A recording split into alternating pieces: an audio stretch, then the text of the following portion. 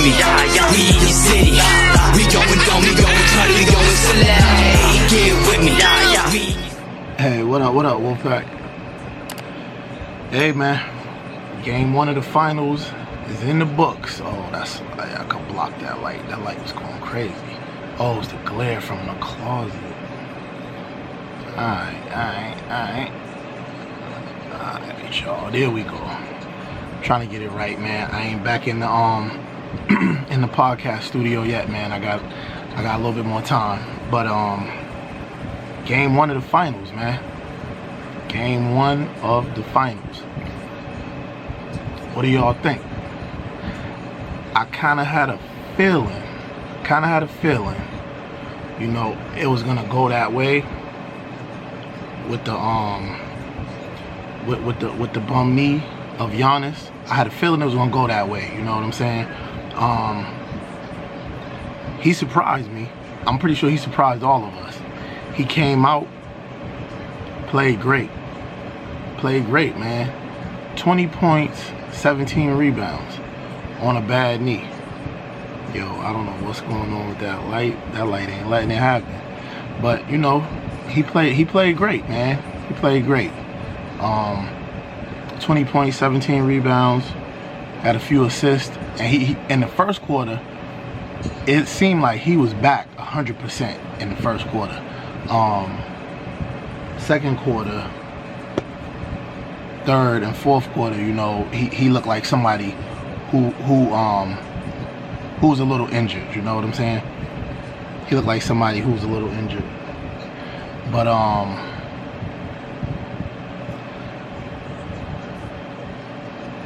all in all, you know, when you get a performance like that from Chris Paul to go along with DeAndre Ayton, 22 points, 19 rebounds.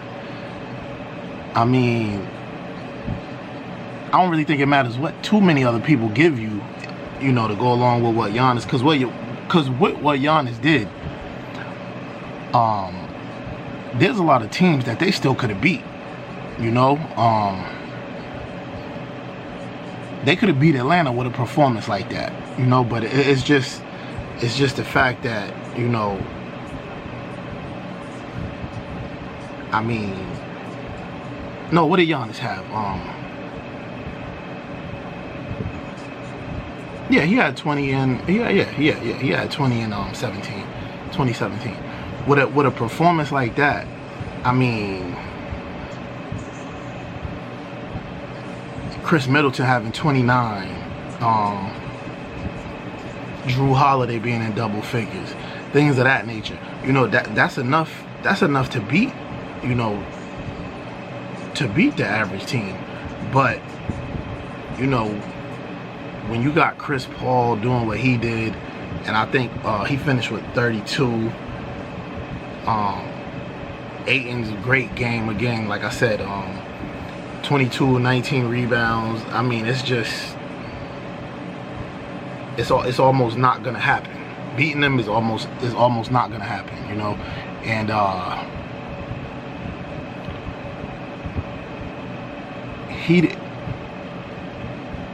what Phoenix did was they kept the pace up, and it rendered Brook Lopez kind of useless down, you know, towards the end of the game. You know, Brook Lopez, yeah, it kind of rendered him useless.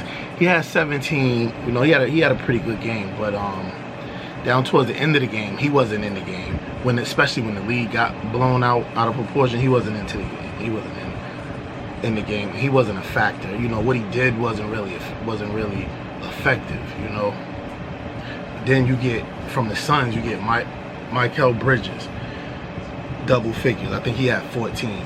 Ayton, 22, 19. Chris Paul, 32. Devin Booker, 27. Cam Johnson, he had 10. Cameron Payne, he had 10.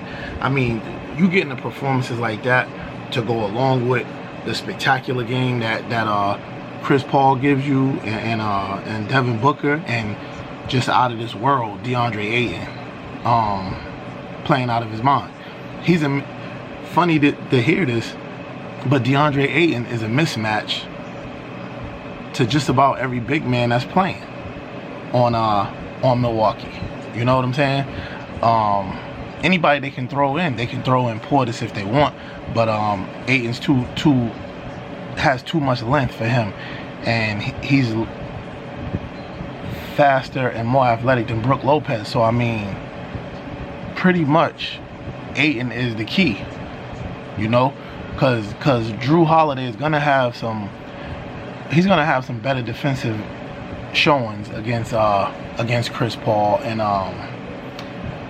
you know, Devin Booker is right now where you want him. It was 27, but it wasn't a dominating 27. So this is kind of like he's playing ball, but you haven't woke him up and hyped him up. You know what I'm saying? And you really don't want to. You really don't want to, because you don't want Devin Booker to go for 40, 50. We seen him get 70 before. You don't want him to do that. And then Chris Paul steady with 25 to 30 points, you know, a night. And they got a better supporting cast. They got a deeper supporting cast, you know. And like you said, Cam Johnson shooting lights out, shooting the ball very well. So it's getting to the point where you ask yourself, even if Giannis was healthy, would they be able to do anything with this team, you know? And you know, Giannis's injury wasn't even the biggest headline of the week, you know? Wasn't even the biggest headline of the week, you know? The biggest headline of the week really was the Rachel Nichols debacle, you know what I'm saying?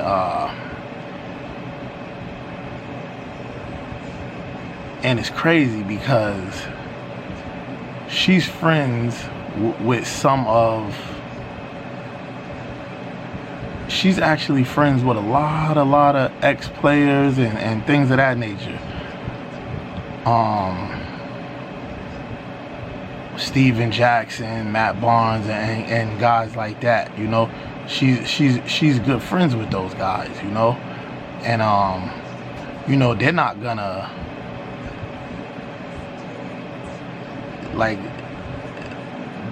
really hold her accountable for what she said about Maria Taylor. You know, Steven Jackson and those guys, Paul Pierce. I don't think they're gonna really hold her accountable. Although we haven't got word from Paul Pierce, so we don't really know how he feels. He's the truth. So hopefully, in a situation like that, he would tell the truth. But I had saw, you know, the story been developing all week, and I'm looking at it and I'm watching it, and I knew right off the rip. I think I commented on somebody else's video. Steven Jackson was coming to her aid. You know, for some reason, they're real tight. So regardless of what the truth is, he's coming to her. He got her back regardless, and you got to expect that. So you almost can't even take a social media post or listen to anything he really got to say about the situation because of the nature of their relationship, you know. But that kind of overshadowed Giannis's injury during the week. You know, I don't really want to give too much shine to it because the NBA did enough. They did what they were supposed to do in ESPN. Maybe ESPN, but I think it was the NBA because she was supposed to do the sideline reporting, the on-court reporting, and she was out of there. She wasn't down there. I forget the girl's name who was actually, you know, doing the sideline reporting. It'll come to me. But she set the tone right now for a lot of stuff, you know. Number one, questioning her motives in friendship, and like the people that she rolls with supposedly is deep into the Black Lives Movement and the protecting women movement.